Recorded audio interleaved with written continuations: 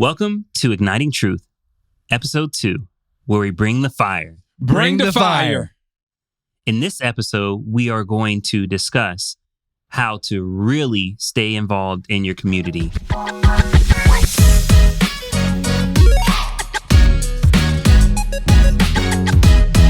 Being involved in your community is all about the main word in community, unity.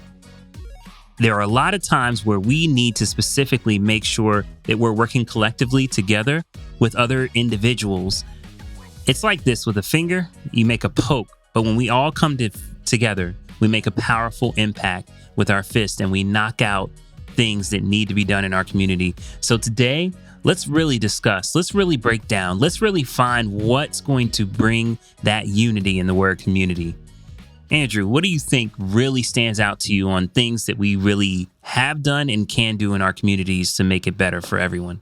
Well, Eric, there's a lot of awesome opportunities to volunteer and come together as a group of people in the community that we live in to make a difference. I mean, there's everything from volunteering at homeless shelters or, taking a stance for something that we believe in to create a lasting change, whether it's for youth, whether it's for the homeless, whether it's through, some other group that needs help in our community. I mean, there's areas in our lives, even still that we got to prop up. So, it's kind of like we talked about, and there's areas in our lives that we need to change, improve to make stronger. Same thing with the places that we live.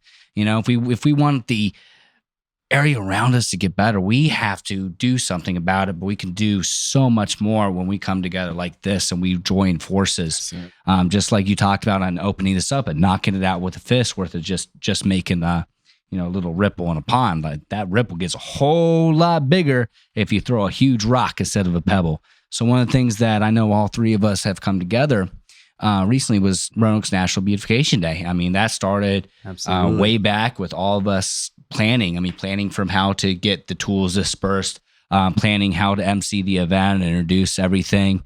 There's a lot of planning. Even, I wouldn't drafted plans for the houses and the park we were beautifying way back when. We roll up at 6 a.m. in the morning that day. We got a bunch of corporate sponsors that have donated time and money and volunteers. And we have a lot of community members from all walks of life coming together to accomplish something great. And I think there's something really powerful about making the physical environment around us more beautiful, because what you're doing is you're showing a real physical example of how fast change can be effective.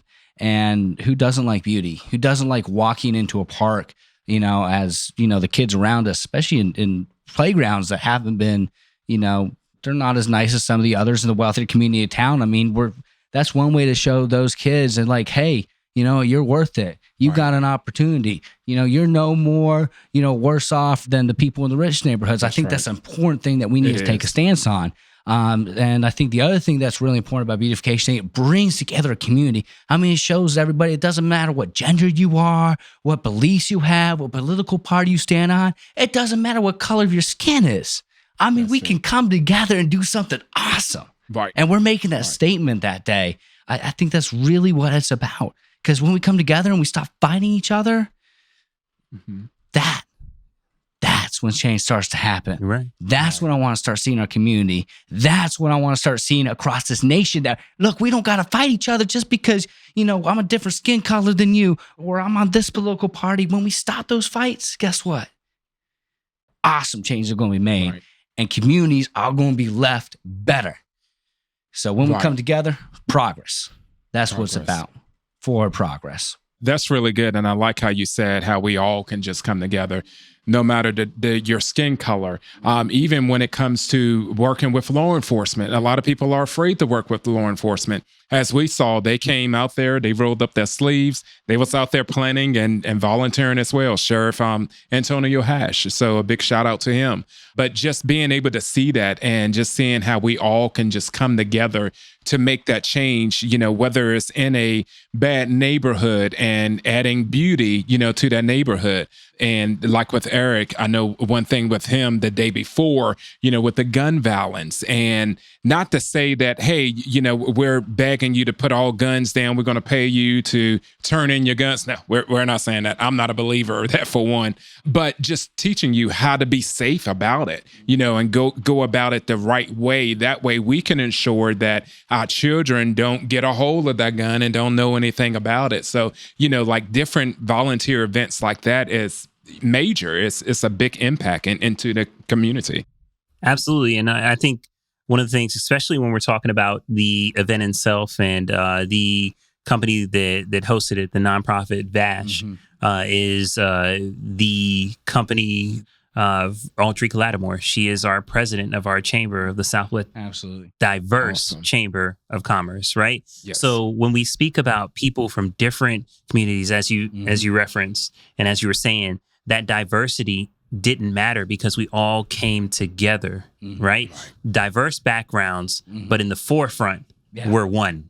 One, absolutely. Right. Diversity is beautiful. It is. Diversity Absolutely. is beautiful. It needs to be celebrated, not used to, tear us apart and keep us apart from doing great things together. Right. Absolutely. But it was unique because we saw different individuals that had strengths.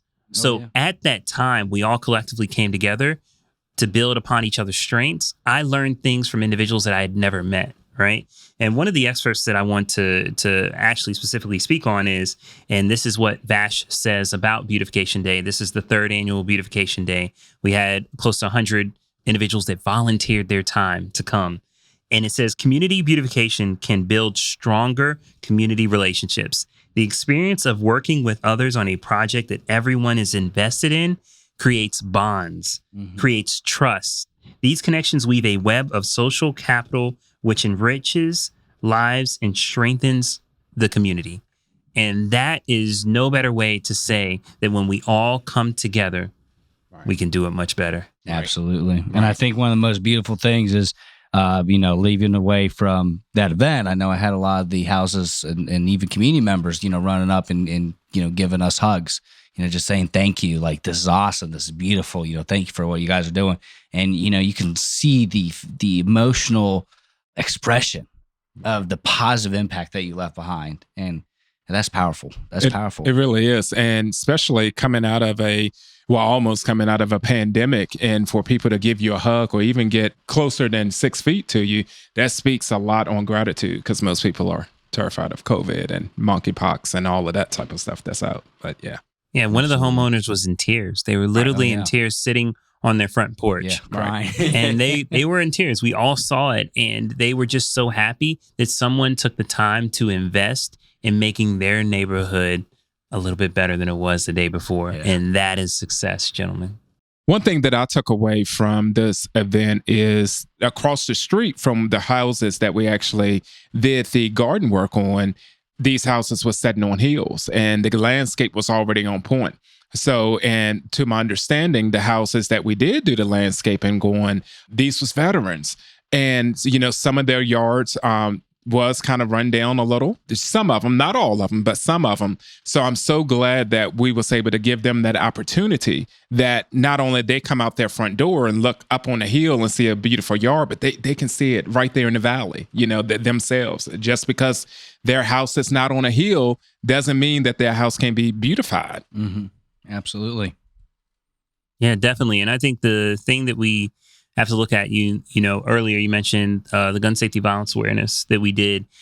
There were different people from all aspects. Right. There were law enforcement there from the sheriff's department. There were some individual police.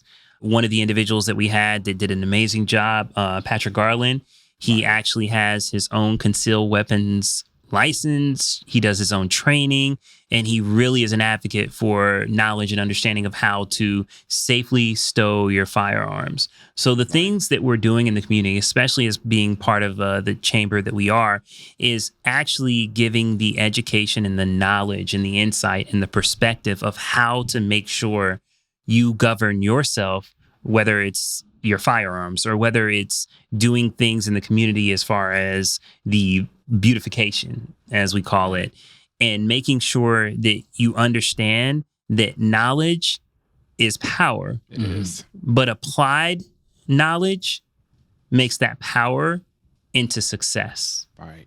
Right? It's all about Right. how we apply it.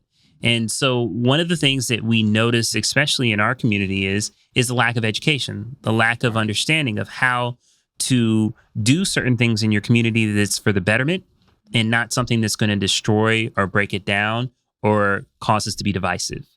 And the word divisive, yes, it comes from a place of diversity. That's good. Right? So divisive diversity, but the diversity that we have, especially in the diverse Chamber of Commerce, it's different individuals that have said no matter what their differences are, it doesn't matter as much as us connecting respectively and adding to each other. Right. And coming together. So that's what I love about the community events that we're doing and how we really look to make a positive impact in the community. Right. And that's major. I think the biggest thing to take away from this is that we all have responsibility to give back to the community that gives us so much. Right. Whether you are already an entrepreneur and have a business in the community, or whether you just live in that community, you're still a part of it. I mean, it's where you shop, it's where your friends are, and some of it is where your family is.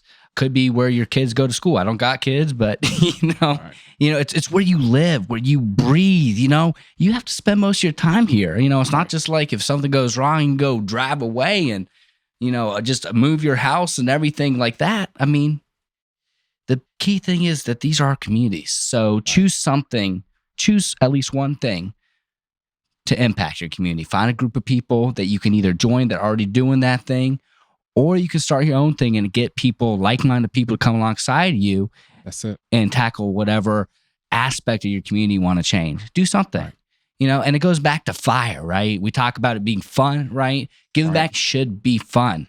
And through that, not only do we get to inspire ourselves, but we get to inspire the people around us, the people that live alongside with us, and especially the younger generation. If they see us doing good things and we're setting that example, Absolutely. guess what? They're probably going to want to rise up and do what we're doing. Right. And the other thing is we're reigniting, right? That's it. Especially when we're creating change, we're reigniting something that was dead. Like just like when we were putting the plants in the ground, like dead ground, just, nothing bare, boom, plants, boom, life again, right? Reigniting is huge. Real. And the final thing that we're doing with giving back to the community is education. Right. So we talked about educating people about gun safety. I know during the event, it was an educational moment. We got to learn from everybody around us. We got to learn how to plant plants. We got to learn how to throw some mulch down the ground. And it goes back to the F again. We all have fun doing it. So it really goes back. Find something to do in your community to do. It's important. Give back. Community service. That's it. Better up the places that we live. So That's real. So thank you so much for tuning in to today's episode. If you found this information educational or inspiring, be sure to share it. And also like us, subscribe to us. Be sure to push us. We're trying to work on our algorithm to make sure that we can spread the truth, that we can ignite something that's going to be powerful and impactful. And just remember, strike your match, ignite the truth.